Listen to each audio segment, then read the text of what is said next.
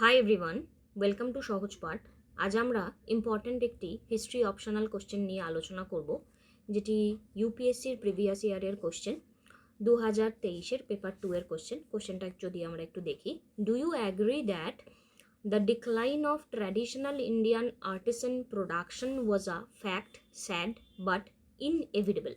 Discuss করতে বলছে। তো যখন বলে যে ডু ইউ অ্যাগ্রি, এই রিলেটেড কোশ্চেন, তো তখন সেক্ষেত্রে কীভাবে কোশ্চেনটাকে নিয়ে এগোতে হয় সেই ব্যাপারে আমরা কথা বলবো, এবং পুরো কোশ্চেনটা, তার যে ব্যাকগ্রাউন্ড, সেই ব্যাপারে কথা বলে কোশ্চেনটার আনসার তার কাছাকাছি আমরা পৌঁছাবো। সো এখানে বলা হচ্ছে যে ইন্ডিয়ান আর্টিসান যে প্রোডাকশন, ট্র্যাডিশনাল ইন্ডিয়ান আর্টিসান যে প্রোডাকশন, হস্তশিল্প যেটা, তার যে ডিক্লাইন, তার যে এইভাবে মুখ থুবড়ে পড়া যে ব্যাপারটা ঘটেছে আফটার দি ব্রিটিশ রুল, সেটা খুবই দুঃখজনক, ফ্যাক্ট এবং স্যাড বাট ইনএভিটেবল, মানে এটা হতোই। এই ব্যাপারে তোমার কি মতামত? মানে তুমি কি এটা মনে করো যে এই ইন্ডিয়ান আর্টিসান প্রোডাকশনের যে দুর্দশা, সেটা ঘটতোই? তো আমরা ছোট ছোটোভাবে ব্যাকগ্রাউন্ড কনসেপ্টে আলোচনা করব। তার আগে যাওয়ার আগে তোমাদের জানিয়ে রাখি, যারা হিস্ট্রি অপশনালের প্রিপারেশন করতে চাইছো, 4টে সেগমেন্টকেই কমপ্লিট করতে চাইছো, তারা আমাদের সাথে যুক্ত থাকতে পারো। সেখানে রেকর্ড প্লাস লাইভ ক্লাসের মাধ্যমে তোমাদের প্রবলেমসকে সলভ করা হয়, এবং প্রিভিয়াস ইয়ার WBCS এর কোশ্চেন প্লাস ইউপিএসসির কোশ্চেন সবটা মিলিয়ে আমাদের এখানে প্রিপারেশনটা চলে, এবং এই পুরো নোটসটাই তোমরা ইংলিশে পাবে, এবং আনসার রাইটিং প্র্যাকটিসের মাধ্যমেও তোমরা নিজেদেরকে প্রিপেয়ার করতে পারবে। যদি কোনো কোয়ারি থাকে, আমাদের যে স্ক্রিনে দেওয়া নাম্বার, এই নাম্বারে তোমরা কন্ট্যাক্ট করতে পারো। সো কোয়েশ্চেনটাকে আমরা যদি ব্যাকগ্রাউন্ড থেকে আলোচনা করা শুরু করি, তাহলে ফার্স্ট কনটেক্সটটা এখানে কিভাবে আসবে? তো ফার্স্ট কনটেক্সটটা কিছুটা এভাবে আসতে পারে যে আমাদেরকে মনে রাখতে হবে যে ব্রিটিশ রুল যখন শুরু হয়েছে, সেই ব্রিটিশ রুলের আগে কি আমাদের যে অবস্থা, বা আমাদের যে এই আর্টিসানদের যে অবস্থা, সেটা কি ভালো ছিল না খারাপ ছিল? তাহলে সেই অর্থে যদি আমরা দেখি, ব্রিটিশ রুলের আগে আমাদের যে আর্টিসানদের অবস্থা, সেটা অবশ্যই ভালো ছিল, এবং বিশ্ববাজারে আমাদের যে নেটওয়ার্ক, সেটা ডোমেস্টিক নেটওয়ার্কই হোক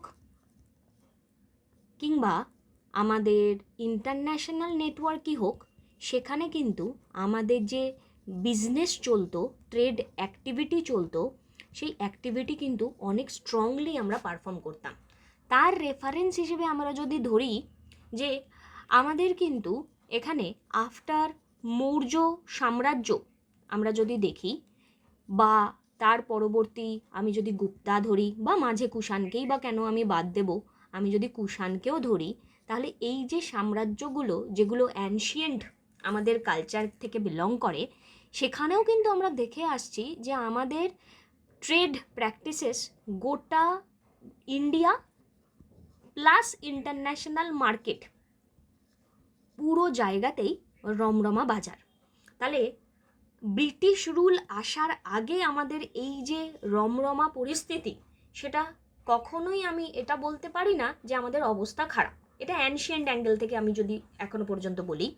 সিমিলার বেসিসে আমি যদি একটু আফটার গুপ্তা পিরিয়ডে চলে আসি, কিংবা আমার মেডাইভাল পিরিয়ডে চলে আসি, তবে গিয়ে আমি এখানে এই চর্চাতে আসতে পারবো যে মেডাইভাল পিরিয়ডের পরবর্তী বা মেডাইভাল পিরিয়ডের সমকালীন সময় থেকে সেখানেও যে সাম্রাজ্যগুলো আমাদের ছিল, তারাও যে আমাদের সাম্রাজ্য চলতে চলতে সেখানেও যে বিজনেসে ফোকাস করেনি, তা কিন্তু নয়।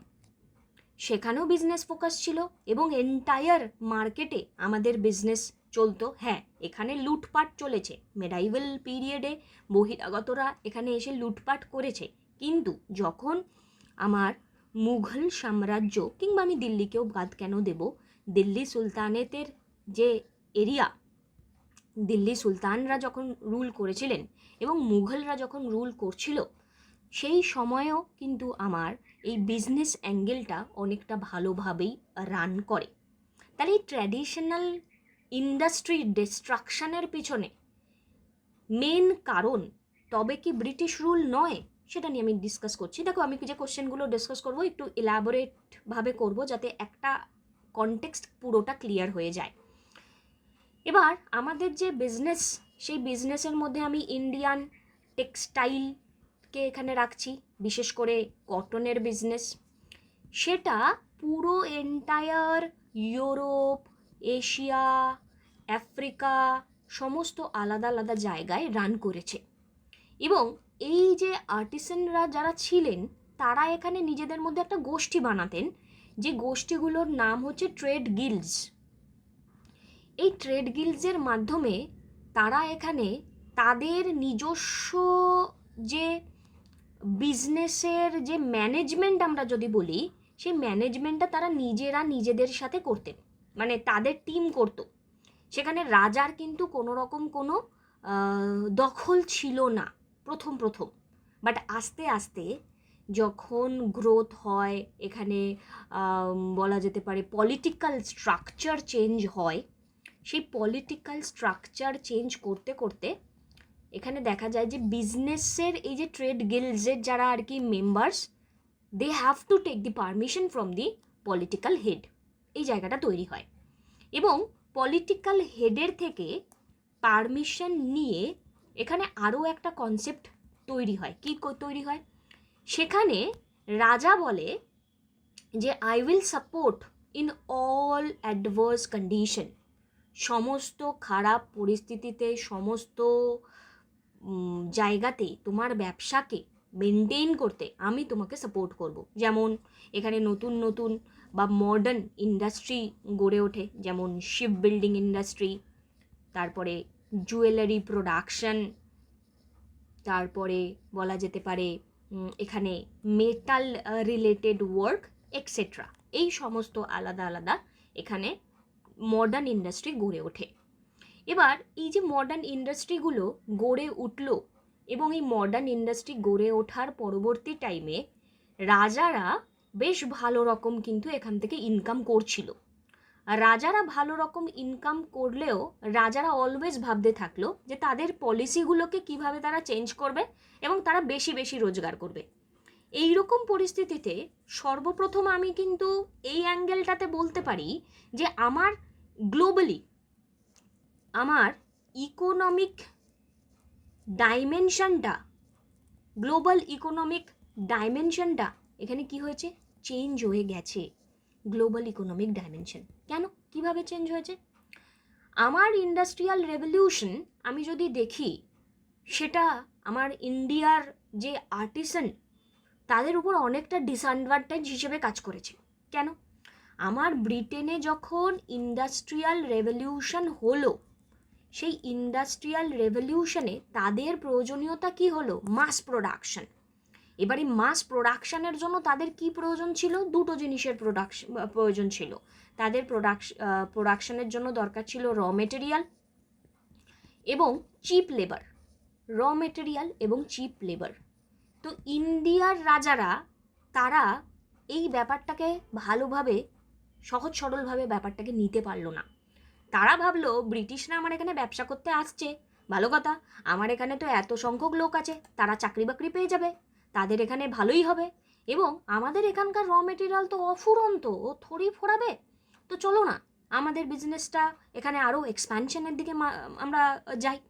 তো যখন তারা এই ধারণাটা ধরতে পারলো না এবং ব্রিটিশদেরকে আমাদের এখানে বিজনেস করার অ্যাক্সেসটা দিয়ে দিল, যেই কারণে industrial revolution in Britain eventually disadvantage the Indian artisan বা ইন্ডিয়ান মার্কেট।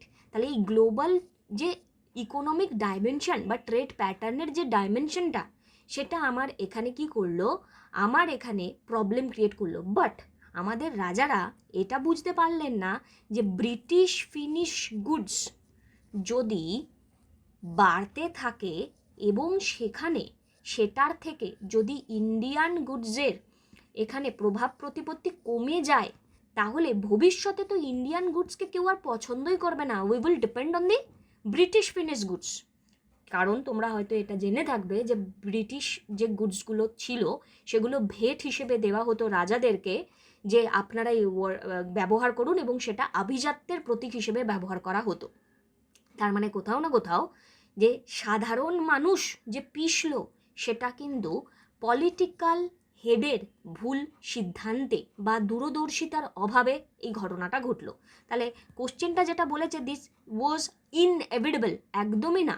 আমার রাজার মধ্যে যদি দূরদর্শিতা থাকতো, রাজা যদি এই ব্রিটিশ পলিসিকে এখানে কন্ট্রোল করতে পারতো, তাহলে এই জায়গাটা কোনোদিনও তৈরি হতো না, একদমই তৈরি হতো না। নেক্সট পয়েন্ট আমি যদি এখানে বলি, ডাইরেক্ট ব্রিটিশ ইকোনমিক পলিসি।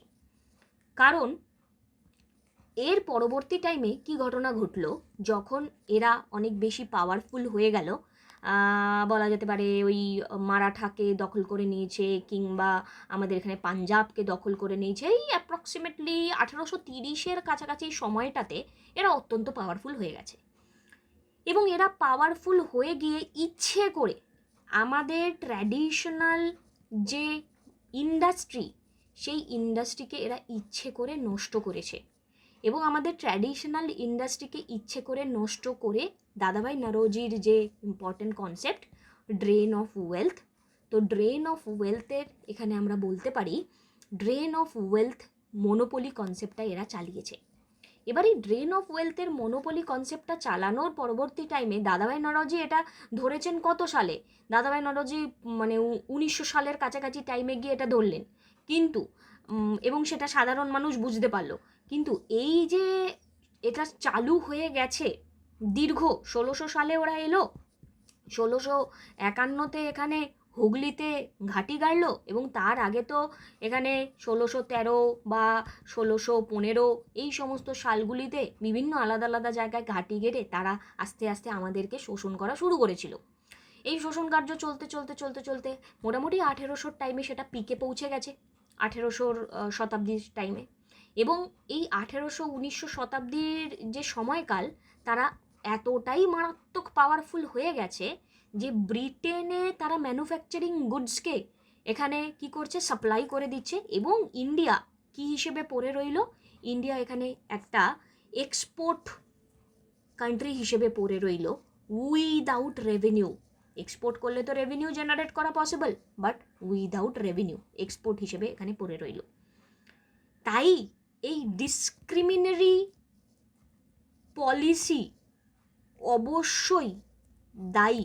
কিসের জন্য ডিসক্রিমিনারি পলিসি অবশ্যই দায়ী? আমাদের ইন্ডিয়ান যে হ্যান্ডক্রাফট মার্কেট তার নষ্ট হওয়ার জন্য।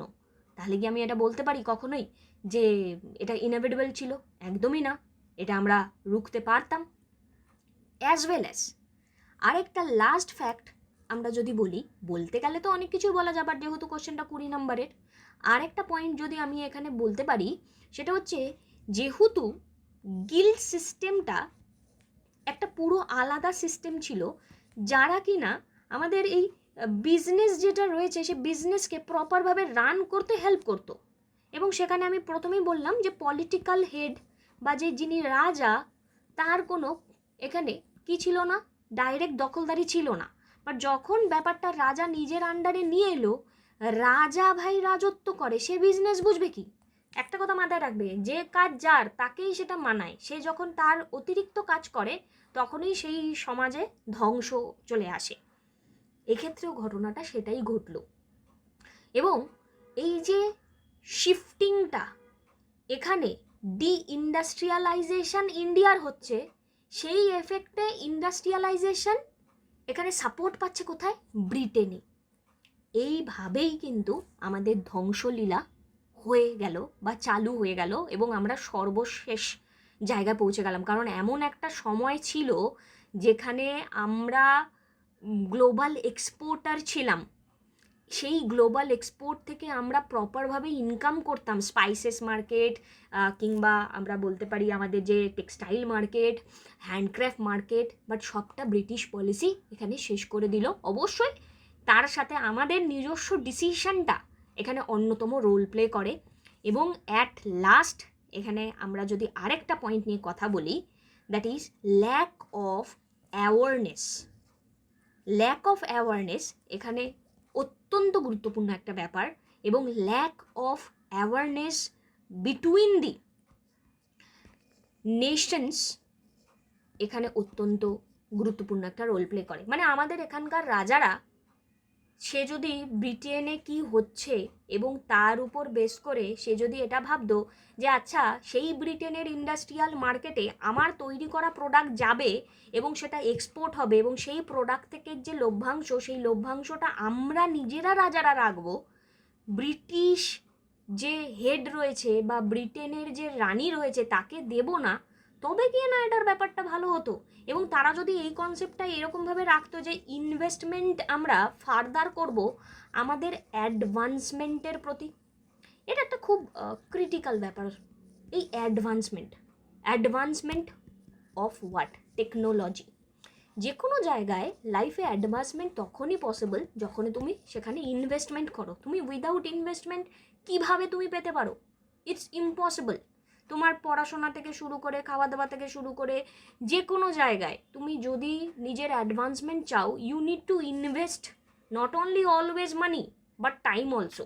তো সেই ইনভেস্টমেন্টটা কি আমাদের রাজারা করেছিল? তাহলে করে। তাহলে অ্যাজ অফ অ্যাট লাস্ট আমরা কনক্লুশনে কি বলতে পারি? যে ইনএভিটেবল যে পয়েন্টটা, this must be debatable and with my concern it can be, এখানে আমরা বলতে পারি যে ইয়েস, এটাকে আমরা ব্রিটিশ যে পলিসিসগুলোকে অ্যাডাপ্ট করেছি সেটা আমাদের সেই সময় বুঝে শুনে অ্যাডাপ্ট করা উচিত ছিল। এবং যদি আমরা ব্রিটিশ পলিসিকে সেই সময় এইভাবে অ্যাডাপ্ট না করতাম, outcome might be different, obviously might have been different. এবং ডেলিবারেটলি এখানে আমাদের এক্সিস্টিং স্ট্রাকচারকে কন্টিনিউয়াস ডিস্ট্রাকটিভ পলিসির মাধ্যমে শেষ পর্যায়ে নিয়ে আসা হয়েছে, যার ন্যাচারাল কনসিকুয়েন্স হিসেবে আমাদের ইকোনমিক ফোর্স নষ্ট হয়েছে এবং আমাদের আর্টিসান বা হ্যান্ডক্রাফট ইন্ডাস্ট্রি নষ্ট হয়েছে। সো এই ছিল আলোচনা। আশা করি এই টপিকটা সম্পর্কে তোমাদের প্রপার আন্ডারস্ট্যান্ডিং হলো, কোশ্চেনটা সম্পর্কে বুঝলে, ক্লিয়ারিটি পেলে। যদি ভিডিওটা ভালো লাগে প্লিজ একটি লাইক করে দিও, বন্ধুদের সাথে শেয়ার করো। Thank you.